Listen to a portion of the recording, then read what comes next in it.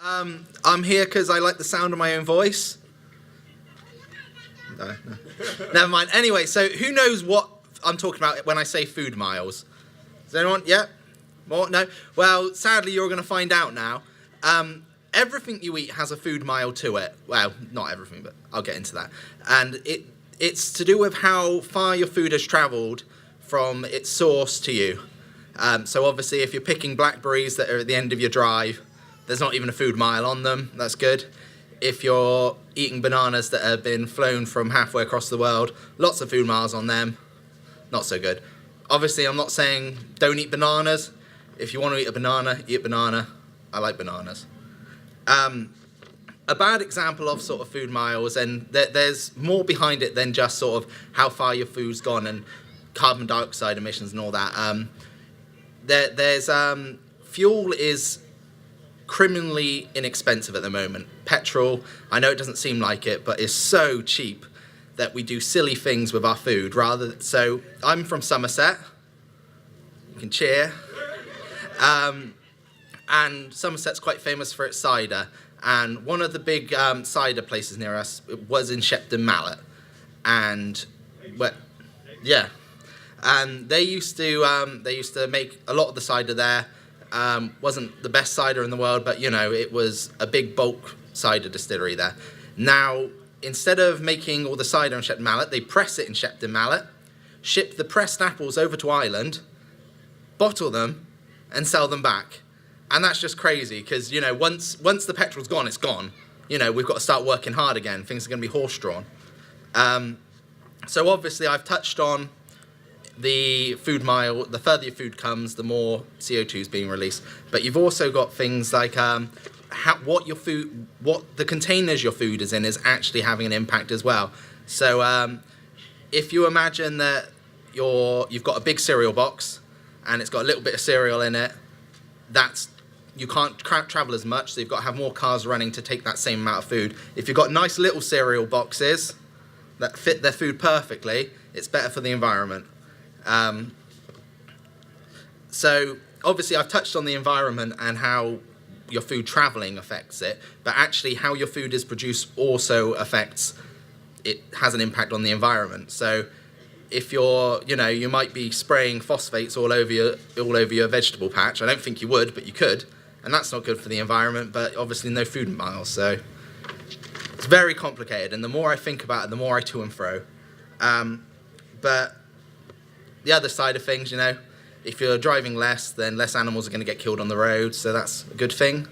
But that brings me nicely onto the ethical side of things, and animal welfare, and there's a lot of overlap.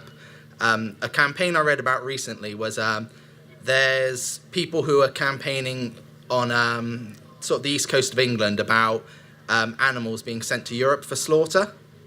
And the counter-argument to this is that, it's closer than sending them to the Midlands for slaughter, which, they've got a point, but actually maybe we should go back to having small local slaughterhouses and not have the animals sat around travelling for hours and hours. Obviously, the animal would rather not get slaughtered, but I like bacon, so we'll have to compromise with that. You've also got sort of, on this side of things, you've got international trade.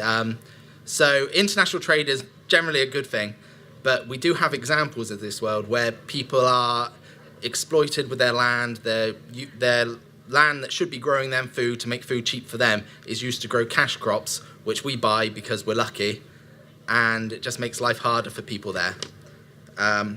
Obviously, like I said, I like bananas, so I've got a vested interest in this system, but it just gives you something to think about. Another thing that often comes up, so heading more towards finance side of things, buying local, buying organic, that sort of thing, it's seen as more expensive.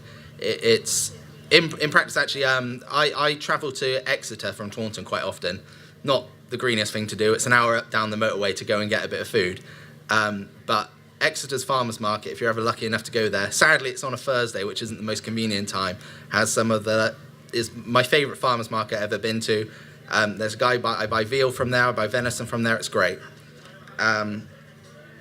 But it's not that much more expensive. If you find somewhere local, you can match the supermarkets in price. You can't necessarily beat them.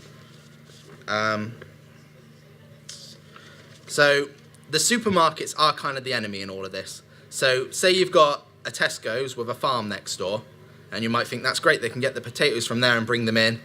No, those potatoes are going halfway up the motorway to a distribution network and then being sent straight back down to the place. And you can't blame the supermarkets for this because that's what's cheapest for them. But it doesn't have to be. And I'm not going to say only eat stuff that's come from your garden. I'm not going to say that. And it's such a complicated issue that anyone who spent all their time thinking about this would go insane. But, you know, we've only got one planet, and, you know, don't not use it because it's pretty handy. But just think about it. Just, if you can have an apple from Somerset, maybe you shouldn't be buying an apple from Spain. That's all I'm going to say on that now. Thank you, Daniel.